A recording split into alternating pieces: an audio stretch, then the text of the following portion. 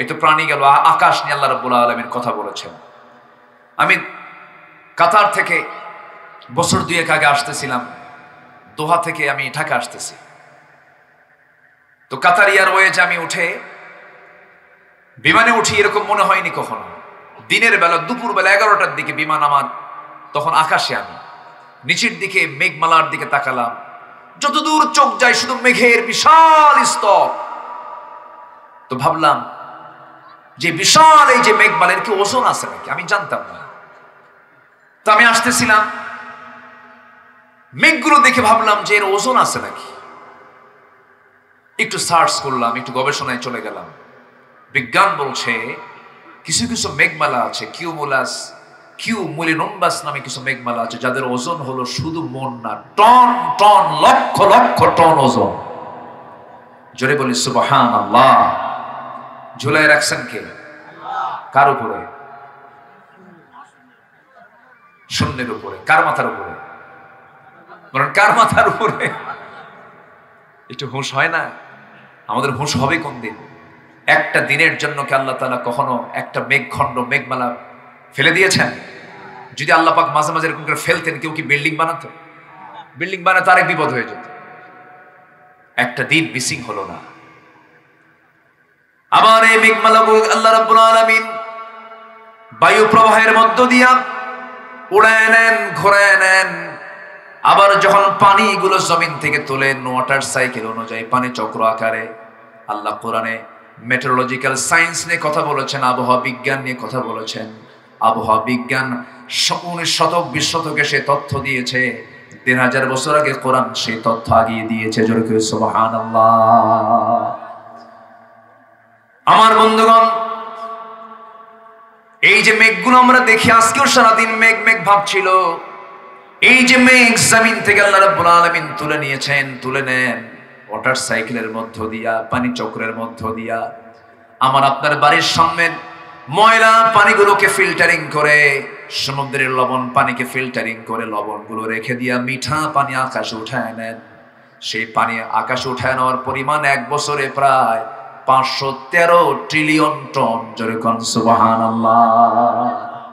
513 trillion ton. Trillion, million, billion না, 513 trillion ton পানি জমিন থেকে তোলেন। এটা বিজ্ঞানীদের একটা মেজারমেন্ট। এর কম বেশি একটু হতে পারে। তাহলে এই পানি সিস্টেম যদি এরকম না করে আল্লাহ যদি মানুষকে দায়িত্ব দিতেন, তাহলে গোটা দুনিয়া শুধু পাইপ দিয়েই ভরা থাকতো। কি দিয়ে ভরা থাকতো? কোন পাইপ দিয়া। আর আল্লাহ তাআলা কি সুন্দর করে এমন ফিল্টার দিয়েছেন, সেই ফিল্টার দেখাও যায় না। কি উন্নত প্রযুক্তি আল্লাহ তাআলা। জমিন থেকে পানি তুলতেছেন, লবণ রেখে দিয়া, পচা আবর্জনা রেখে দিয়ে সুন্দর ফ্রেশ পানি তুলতেছেন। আল্লাহু আকবার বলেন। কে চালান? আস্তে কে চালান? কি পরিমাণ পানি তোলেন? যে পরিমাণ পানি বৃষ্টি আকারে আসে। বিকাদারিন, বিমাইন বিকাদারিন। আল্লাহ পাক পরিমাণ মতো পানি তোলেন, অপরিমাণ মতো না। জোরে বলি সুবহানাল্লাহ। কার অবদান? আস্তে বলবেন না, কার অবদান? আল্লাহ। এরপরে আল্লাহ রাব্বুল আলামিন লোহা নাজিল করেছেন। কি নাজিল করেছেন বলেন তো? লোহা। এই লোহা আমরা জানি যে এই লোহাটা কোন জায়গা থেকে আসছে। আমাদের ধারণা হয়তো পৃথিবীতেই ছিল না। এই লোহার অবস্থান পৃথিবীতে নয়। এই লোহা একচুল পরিমাণ লোহা পৃথিবীর কেউ বানাতে পারে নাই। লোহাটা সম্পূর্ণ কার? আসতে বলবেন না, কার? লোহা নামে একটা সূরা আছে, তার নাম কি বলেন? হাদিদ। মৌমাছি নামে একটা সূরা আছে, তার নাম কি? নাহাল। তাহলে মৌমাছি বললাম, এখন হাদিদে আসেন লোহা। এটা সূরার নামকরণ করা হয়েছে, মানে কি বহু তথ্যের মধ্যে আছে। পৃথিবীতে যেটাই করতে যাবেন আগে কি দরকার? কি দরকার বলেন? লোহা দরকার কিনা বলেন? এই মেটাল ছাড়া কিছু হবে? হবে না। এই লোহা, আধুনিক বিজ্ঞান বলতেছে লোহার সৃষ্টি পৃথিবীতে নয়। লোহা এসেছে বহির জগৎ থেকে, অর্থাৎ আকাশ থেকে। কারণ পৃথিবীর পরিবেশ লোহা উৎপাদনের জন্য অনুপযোগী। কেননা সূর্যের তাপমাত্রা লোহা উৎপাদনের জন্য যথেষ্ট নয়। সূর্যের কেন্দ্রের তাপমাত্রা 15 মিলিয়ন ডিগ্রি সেলসিয়াস। সূর্যের কেন্দ্রের তাপমাত্রা, সূর্যের যে সেন্টার, সেই কেন্দ্রের তাপমাত্রা হচ্ছে 15 মিলিয়ন ডিগ্রি সেলসিয়াস। সূর্য কেউ তো আল্লাহু আকবার বললেন না। মানুষের কি ক্ষমতা আছে সূর্যের কাছে যাওয়ার? ক্ষমতা আছে? আচ্ছা। আর সূর্যের পৃষ্ঠে অর্থাৎ ফটোস্ফিয়ারের তাপমাত্রা হচ্ছে 5.5 থেকে 6,000 ডিগ্রি সেলসিয়াস। অথচ লোহা উৎপাদনের জন্য আনুমানিক দরকার হচ্ছে 5 বিলিয়ন ডিগ্রি সেলসিয়াস। লোহ উৎপাদন করতে গেলে যে তাপমাত্রা লাগবে সে তাপমাত্রার পরিমাণ হলো 5 বিলিয়ন ডিগ্রি সেলসিয়াস। বিজ্ঞানীদের ধারণা কোন সুপারনোভা থেকে বিস্ফোরণ হয়ে এই লোহা এই দুনিয়ায় তার আগমন ঘটতে পারে। মহান রব্বুল আলামিন আজ থেকে 1,500 বছর আগে লোহা যে নাজিল করেছেন তা জানিয়ে দিয়েছেন। সুবহানাল্লাহ বলবেন না? আল্লাহ রাব্বুল আলামিন বলেন, وَأَنزَلْنَا الْحَدِيدَ فِيهِ بَأْسٌ شَدِيدٌ وَمَنَافِعُ لِلنَّاسِ। সূরাতুল হাদিদ আয়াত নাম্বার 25। আল্লাহ রাব্বুল আলামিন বলছেন, আমি লোহাটা আকাশ থেকে নাজিল করেছি। জোরে বলি সুবহানাল্লাহ। তাতে রয়েছে ফিহি বাসুন শাদীদ, তাতে রয়েছে প্রচন্ড শক্তি। ওয়া মানাফিউ লিন-নাস, এবং মানুষের জন্য অনেক উপকার। উপকার আছে না নাই?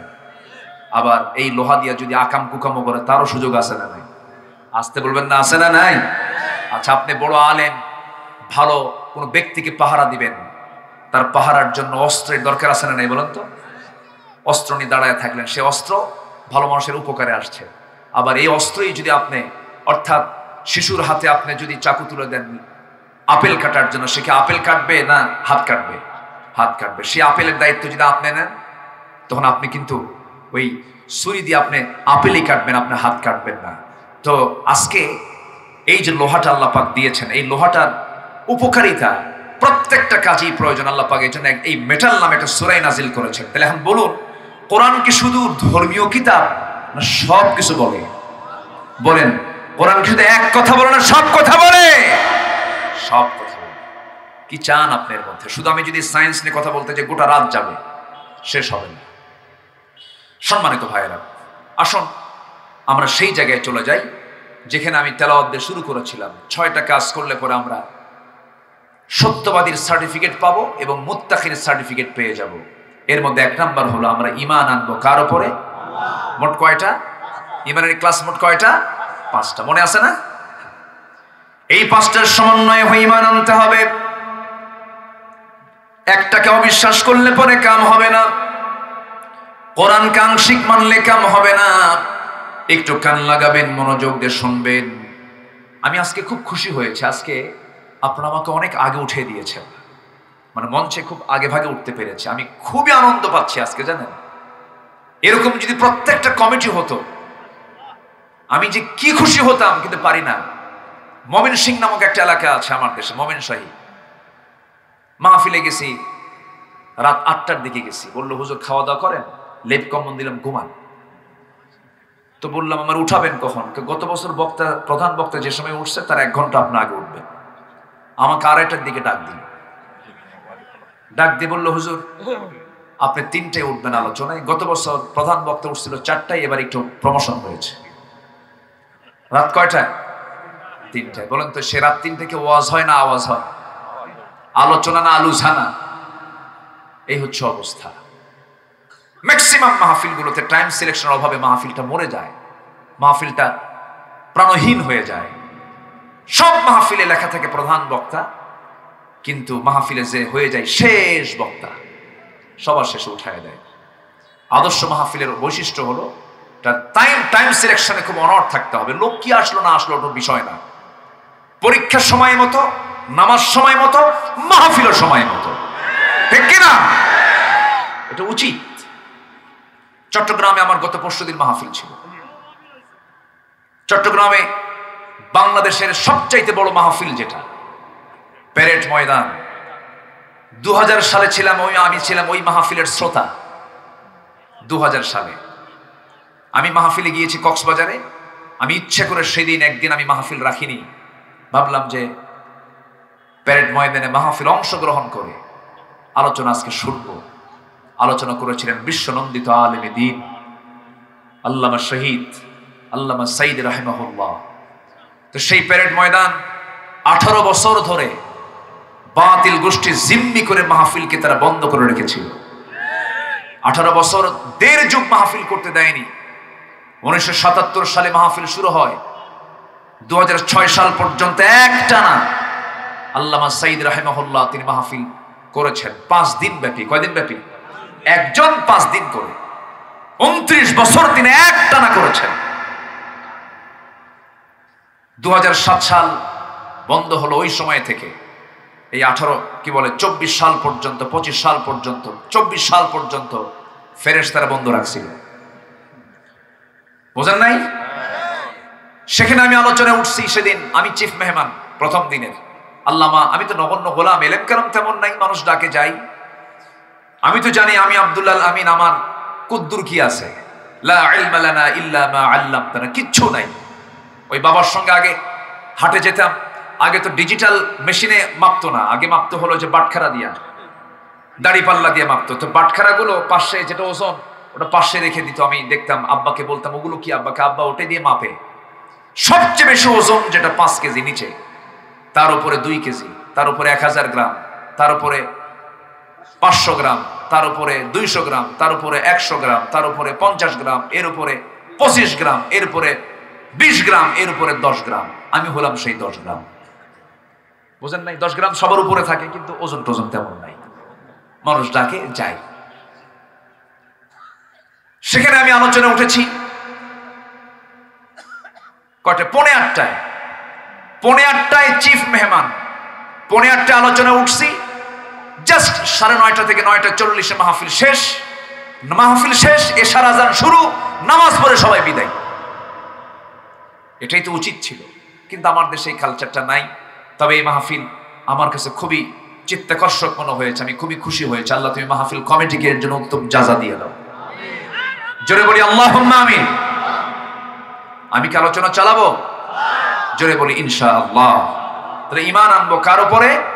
মোট কয়টা বিষয়ে? 5 বিষয়। ব্যাখ্যামূলক দিতে পারবো না, এক রাত তো। এই ঈমানের উপরে যদি আমি আলোচনা চালাই 2 ঘন্টা পার হবে। জাস্ট আমরা জানি আল্লাহ, পরকাল, ফেরেশতা, কিতাব, নবী সব মিলে ঈমান। এর মধ্যে একটা বাদ দিলে ঈমান থাকবে।